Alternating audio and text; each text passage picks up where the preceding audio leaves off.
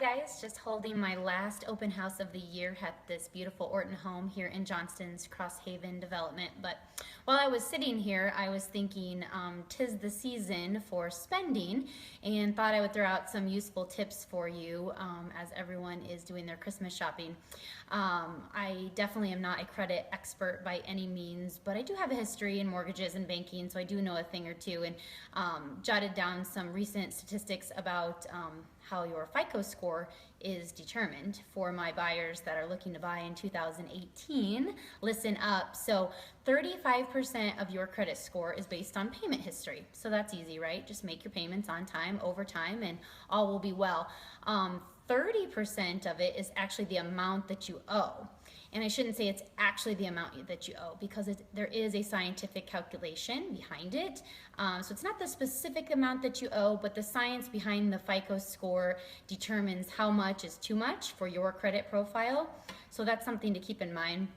15% of your score is determined on the length of time you've had credit and had specific accounts open. So oftentimes people ask, should I close that card that I'm not using anymore? Well, not necessarily. That's not always the right answer. So because again, credit is made up of payments on time, over time.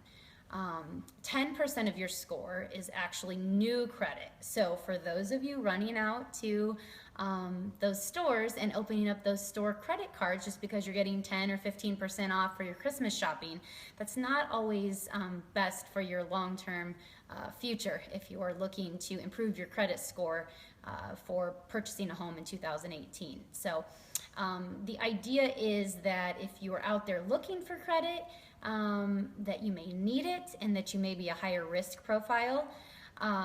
So that's why they try to avoid that. And then lastly, the last 10% is actually the type of credit that you have, and they look to see if that's a good mix of mortgage loans, installment loans, so those would be like your vehicle loans, and then unsecured loans are treated the least favorably, and those are like your credit cards, your revolving accounts. So just a few tips for you. I want everyone to have a very Merry Christmas, but don't overdo if you're looking to purchase in 2018.